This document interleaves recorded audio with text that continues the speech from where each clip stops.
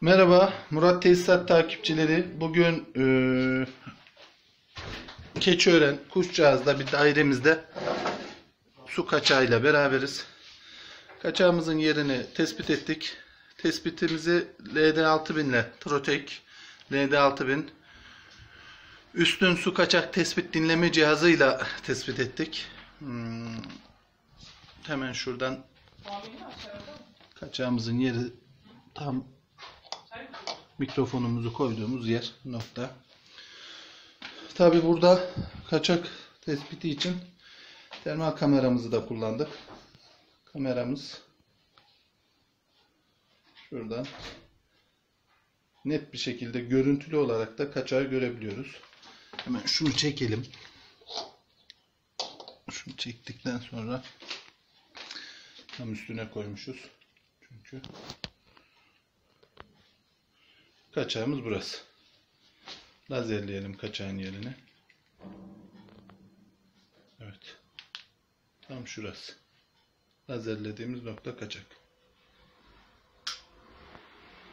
Çok güzel. Evet. Murat Tesisat yapısı olarak birazcık anlatayım. Murat Tesisat Ankara genelinde tüm ilçelerde servisi olan, servis çalıştırabilen bir firma. Ankara'nın genelinde teknolojik cihazlarla, elektronik cihazlarla bu şekilde termal kamera ve dinleme cihazlarıyla su kaçak tespiti yapmaktayız. Bunu müşterilere doğrudan yaptığımız gibi ustalar vasıtasıyla da bu hizmeti sunmaktayız. Bölgelerdeki, ilçelerdeki su tesisatçıları, ustalarımıza da kaçak tespiti hizmeti sunuyoruz. Yani bizi herhangi bir kendi müşterisinde su kaçağı olan ama tespit edemeyen sıhhi tesisat ustalarımız da arayabilir. Onlara da su kaçak hizmeti veriyoruz. Bu hizmetleri işte saydığımız gibi dinleme cihazlarımız var. Bu konuda uzman ekibimiz var. Dinleme cihazlarımız var. Profesyonel cihaz bunlar. Termal kameralarımız var. Görüntülü olarak da kaçağın yerini gördüğünüz gibi tespit ediyoruz. Yani fayansın altında kaçak nerede, şura mı kırılmalı, bura mı kırılmalı diye bir sıkıntı artık yok. Kaçak aynen bu şekilde ortada. Murat Tesisat'a ulaşmak için 0539 666 42 48'den bize ulaşabilirsiniz. Teşekkür ediyorum.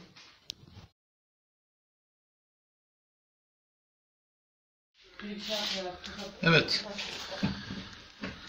Kaçağımızın yerini gördük. Şurası. Biraz öne gösterelim.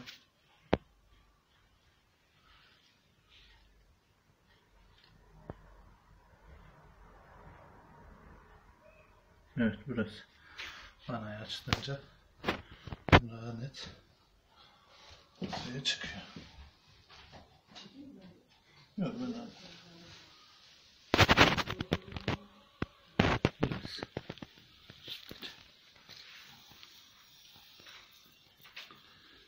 Evet. Nereden kaynaklanmış?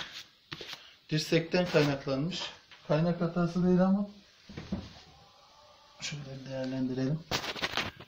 Ütünün içten girdiği noktaya kadar şurada incelme olmuş, tahminim buradan. Fazla ısıtmadan kaynaklanıyor bu da. Fazla ısıtma, evet. Gerektiğinden fazla da ısıtmayacağız bunları. Bundan dolayı tam yarılma orada olmuş. Zayıf noktada. Burayı kırıp değişme işlemini yapacağız.